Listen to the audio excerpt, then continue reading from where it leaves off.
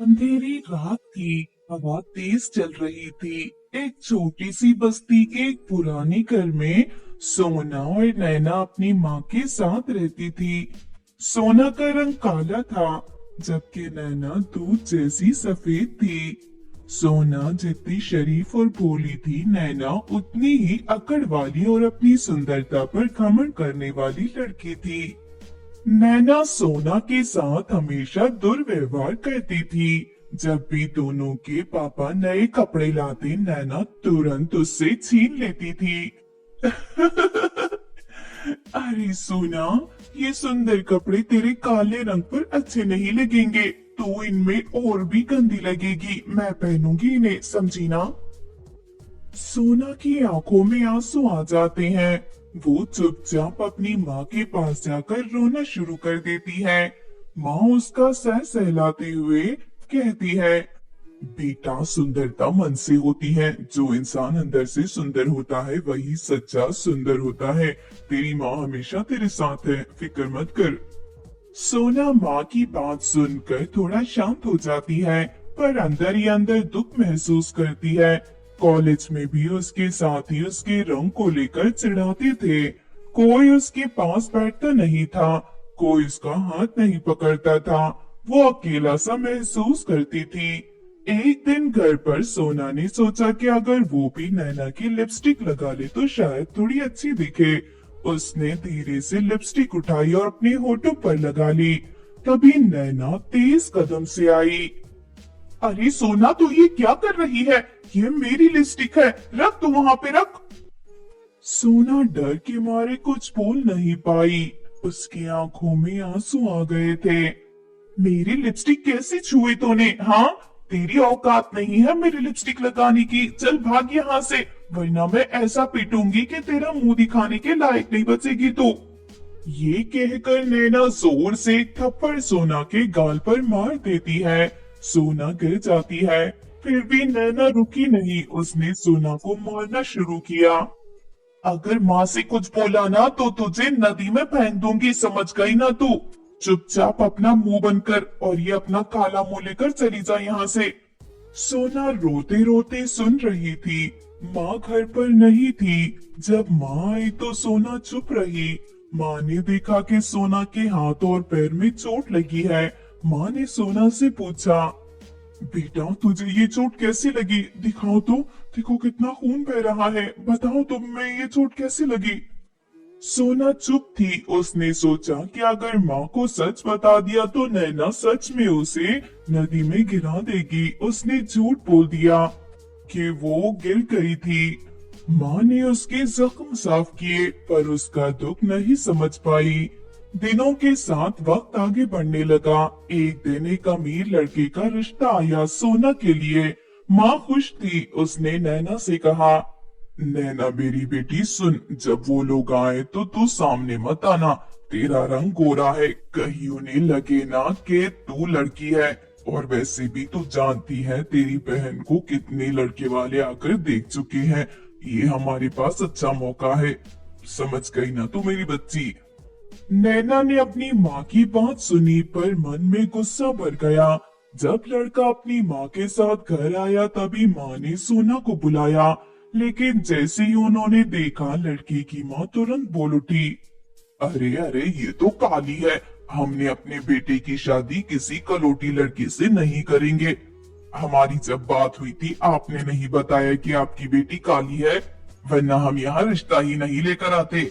अपनी माँ की बातें सुनकर लड़का थोड़ा गुस्सा हो गया और कहा, माँ, आप ऐसा किसी की बेइज्जती नहीं कर सकती। रंग से इंसान की अच्छाई नहीं देखी नहीं जा सकती। और वैसे भी मुझे पता था कि लड़की सांवले रंग की है। पंडित जी ने मुझसे पहले ही कहा था। नैना ये सब देख रही थी। उसने देखा कि लड़का अमीर भी है और अच्छा भी। उसने तुरंत एक चाल चली। नैना अंदर आ गई। जल्दी से अपने सुंदर कपड़े पहने, गहने डाले और सज धज कर बाहर आई। लड़के की माँ उसकी सुंदरता देखकर हैरान रह गई। अरे वाह, ये तो परी जैसी सुंदर है। ये हमारे बहू बनेगी। चौधरी जैसे चांद की तरह चमक रही है ये लड़की, और आप हमें ये काली कलोटी बैंगन रोटी को दिखा रही थी। उन्होंने तुरंत शादी फिक्स कर दी। माँ ये सब देखकर गुस्से में भर आई। तुझे शर्म नहीं आती? तेरी बहन का रिश्ता आया था, तूने ये सब क्यों किया? अब कौन करेगा तेरी बहन से शादी?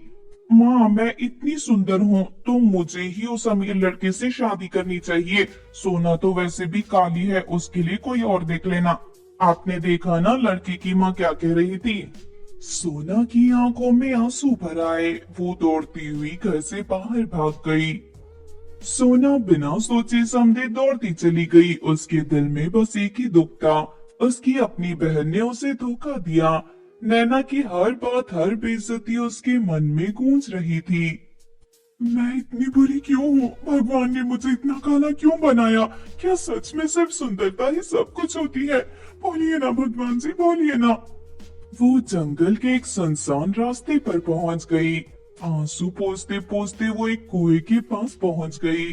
रात का समय था, चांद की हल्की रोशनी पानी पर पड़ रही थी। वो दौड़ती हुई नीचे गिर गई और उसका पर्स कुएं में पड़ गया। वो धीरे से झुककर उसे उठाने लगी पर वो फिसल गई।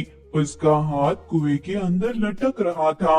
उसने अपने आप को संभाला पर तब तक उसका पर्स पानी में गिर चुका था और अंदर चला गया था। अरे नहीं, ये पर्स तो मुझे माँ ने दिया था। अब मैं क्या करूं? इसे कैसे उठाऊं? वो अपने पर्स को पानी से निकालने का प्रयास कर रही थी, तभी पानी में से एक अजीब सी लहर उठी। धीरे धीरे कुएं से एक रोशनी निकलने लगी और एक सुंदर परी सामने आई। सुंदरता सिर्फ रूप से नहीं होती, मन से भी होती है। बेटा, क्या ये तुम्हारी पर्स है? क्या यही पर्स है जो पानी में गिर गई थी तुम्हारी? परी के हाथ में एक सोने का चमकदार पर्स था। सोना हैरान थी। उसने मना कर दिया और कहा कि ये उसका पर्स नहीं है। नहीं नहीं परी जी, ये मेरा पर्स नहीं है। ये तो सोने का है। मेरा तो एक मामूली सा पर्स था जो मेरी माँ ने मुझे दिया था। फिर परी अंदर गई और उसने एक चांदी का पर्स लेकर ऊपर आई। बेटा, क्या ये पर्स तुम्हारा है? क्या ये वही पर्स है जो पानी में गिर गया था? सोना ने फिर से मना कर दिया और ये कहा कि ये उसका पर्स नहीं है, उसका तो एक मामूली सा पर्स है। नहीं नहीं, ये भी मेरा पर्स नहीं है। बता रही हूँ ना, मेरा मामूली सा पर्स है, ये तो चांदी का है। तभी परी ने एक तीसरा पर्स निकाला जो सोना का असली पर्स था। वही उसका पर्स जो नीचे पानी में गिर गया था। बेटा, क्या यही है तुम्हारी पर्स जो पानी में गिर गई थी? सोना के चेहरे पर एक हल्की सी मुस्कान आई और उसने अपना पर्स परी से मांग लिया और उसका धन्यवाद किया। परी मुस्कुराई और कहा, बेटा, जो इंसान सच्चाई और ईमानदारी से जीते हैं उसे एक दिन वरदान मिलता है। तुझे भी एक वरदान मिलेगा। बता तू क्या चाहती है, क्योंकि तू ईमानदार है, लालची नहीं है। सोना एक पल के लिए सोचने लगी। उसके मन में बस एक ही इच्छा थी, सुंदर बनना। उसने झुककर कहा, मैं परी जी, मैं सुंदर बनना चाहती हूँ। इस दुनिया में लोग सुंदरता को ही महत्व देते हैं। परी ने अपने हाथ को हवा में घुमाया और एक चमकदार रोशनी सोना के ऊपर छोड़ दी। फिर उसने अपने लंबे हाथ बढ़ाए, सोना को बाहों में उठाया और कुएं के पानी में गहरी डुबकी लगाई। एक पल के लिए सब कुछ अंधेरा हो गया। जब सोना फिर से पानी के ऊपर आई, उसका पूरा शरीर चमक रहा था। उसका रंग दूध जैसा गोरा हो गया था। आंखें और भी गहरी और सुंदर हो गई थी। बाल रात की तरह काले और लंबे हो गए थे। उसका रूप एक परी जैसा लग रहा था। सोना अपने हाथ देखती है। ये सच है, मैं सुंदर हो गई। देखो तो मेरे हाथ कैसे चमक रहे हैं। आपका शुक्रिया परी जी, आपका शुक्रिया। बेटा, ये तो सिर्फ तेरा बाहर का रूप है। तू पहले भी सुंदर थी, बस दुनिया देख नहीं पाई। सोना ने परी का धन्यवाद किया और खुशी खुशी घर की तरफ भाग गई। सोना नए रूप में घर की तरफ दौड़ रही थी। उसका मन एक अजीब सी खुशी और उत्साह से भर गया था। उसने अपनी जिंदगी में पहली बार इतना हल्का महसूस किया। उसका रूप नया, सिर्फ उसके शरीर तक सीमित नहीं था, उसके अंदर एक नया विश्वास का जन्म हुआ था। अब वो दुनिया का सामना करने के लिए तैयार थी। जैसे ही वो अपनी बस्ती में पहुंची, सब लोग उसकी तरफ देखने लगे। कोई उसे पहचान नहीं पा रहा था। छोटी बच्चियां उसकी सुंदरता देखकर एक दूसरे से बातें करने लगी। औरतें उसकी तरफ हैरानी से देख रही थी। अरे ये कौन है? ये तो किसी राजा की बेटी जैसी लग रही है, बिल्कुल राजकुमारी की तरह। हाँ, लेकिन इसके कपड़े तो बिल्कुल सोना जैसे लग रहे हैं। ऐसे कपड़े तो सोना पहनती है ना? अरे नहीं, सोना तो काली थी। ये तो कोई और होगी। देखो तो कितनी सुंदर है, और देखो उसके बदन से कैसी चमकदार रोशनी निकल रही है। सोना चुपचाप घर की तरफ बढ़ गई। जैसे ही उसने दरवाजा खोला, उसकी माँ और नैना उसे देखकर दंग रह गए। ये कौन है? माँ, आप मुझे पहचान नहीं पाई? मैं हूँ आपकी बेटी सोना। माँ के हाथों से कांच का बर्तन नीचे गिर गया। उसकी आंखों में आंसू का दरिया उमड़ पड़ा। सोना, मेरी बच्ची, ये कैसे हो गया? तू इतनी सुंदर कैसे हो गई? मेरी बच्ची कैसे हो गई? सोना माँ के गले लग गई। माँ की आंखों से बहते आंसू में हर दुख पिघल रहा था जो उन्होंने सालों से देखा था। लेकिन नैना का गुस्सा उसके पिघलते आंसू से भी बढ़ रहा था। नैना अपनी बहन को जलन भरी नजरों से देख रही थी। ये तो जादू है, ये कैसे हो सकता है? तू एक ही दिन में इतनी सुंदर कैसे हो गई? कोई ना कोई राज है, मुझे बता, चल चल जल्दी बता। सोना ने अपनी बहन की तरफ देखा। आज पहली बार उसके चेहरे पर नैना के शब्दों का दुख नहीं था। उसने शांत स्वर में कहा, नैना, मैंने तो बस ईमानदारी दिखाई है और परियों ने मुझे ये वरदान दिया है, कुएं की परी ने। नैना का दिमाग घूम गया। उसने तुरंत पूछा, कहाँ? कौन सा कुआं? मुझे भी बता। कहाँ है वो कुआं? कहीं जंगल की तरफ तो नहीं? सोना, इसे मत बता। ये अपने लालच की वजह से किसी न किसी दिन मुसीबत में जरूर पड़ेगी। मत बता इसे कुछ भी।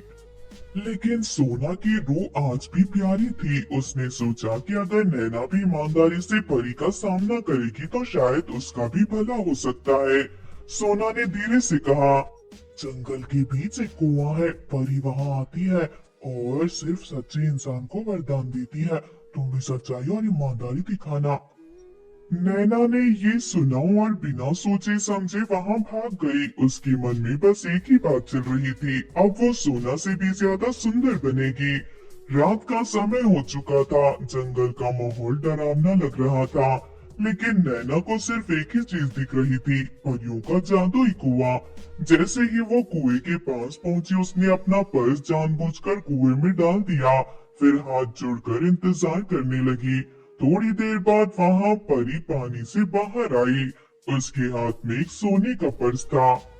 बेटा, क्या ये पर्स तुम्हारा है? क्या ये पर्स वही है जो तुम्हारा पानी में गिर गया था इस कुएं में? सोने का पर्स देखकर नैना की आंखें चमक गई। उसने खुशी से अपना सर हिला दिया। सोने का पर्स? हाँ हाँ, ये मेरा ही पर्स है। ये मेरा है। नैना की बातें सुनकर परी थोड़ा गुस्सा हो गई, लेकिन फिर भी उसने एक और पर्स दिखाया जो चांदी का था। बेटा, क्या ये चांदी का पर्स भी तुम्हारा है? हाँ हाँ, ये सोने चांदी के दोनों पर्स मेरे हैं। मेरे से ही पानी में गिर गए थे। जैसे ही उसने ये कहा, परी की मुस्कुराहट एकदम से खत्म हो गई। उसका रूप बदलने लगा। उसके सफेद पंख काले होने लगे। उसका चेहरा एक भयानक चुड़ैल का रूप ले चुका था। नैना की आंखों में डर साफ दिख रहा था। नैना घबरा गई थी। ये क्या हो रहा है? कौन हो तुम? कहाँ गई परी? मैं वही हूँ जो सच्चों को वरदान देती हूँ और लालची को सजा। तू झूठी है, तुझे झूठ बोलने की सजा मिलेगी, सजा। नैना भागने लगी, लेकिन चुड़ैल के हाथ लंबे हो गए और उसने नैना को झपट लिया। ना चिल्लाने लगी, छोड़ो मुझे, मुझसे गलती हो गई। नहीं, ये दोनों पर्स मेरे नहीं है। छोड़ो छोड़ो मुझे। लेकिन चुड़ैल ने बिना एक शब्द कहे उसे पानी में खींच लिया। नैना जोर जोर से चीखने लगी, लेकिन उसकी चीखें सिर्फ जंगल के अंधेरों में खो गई। उसने तैरना नहीं आता था और धीरे धीरे वो पानी के अंदर डूब गई और जंगल में गूंज रही थी आवाज, एक लालची लड़की की चीखें। 2 दिन बाद बस्ती में चर्चा हो रही थी कि नैना जंगल में गई थी और वापस नहीं आई। माँ परेशान थी, लेकिन अंदर ही अंदर उसके मन में एक दुख नहीं था। बेटा, जो अपनी ही बहन के साथ नाइंसाफी करे उसका अच्छा कैसे हो सकता है। मैंने तुझसे कहा था कि उसे मत बताना, उसका लालच उसे ले डूबा शायद।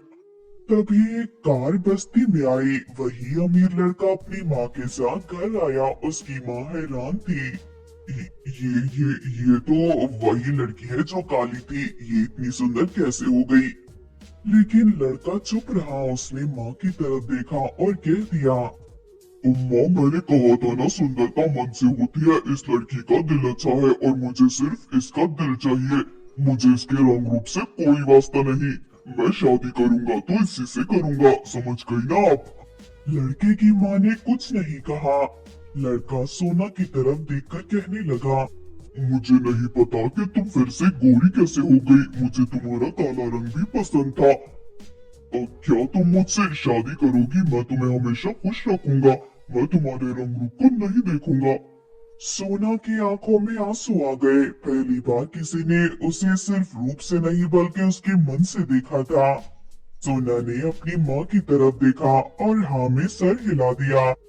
हाँ हाँ, मैं तैयार हूँ आपसे शादी करने के लिए। सब लोग ताली बजाने लगे। माँ की आंखों से खुशी के आंसू बह गए और फिर शादी हो गई। सोना और लड़का दोनों खुशी खुशी जीने लगे। सोना ने समझ लिया कि सुंदरता सिर्फ बाहर की नहीं होती, अंदर की भी होती है, और जो अंदर से सुंदर होते हैं उनका जीवन सच में सुंदर होता है। इस चैनल को सब्सक्राइब एंड लाइक शुरू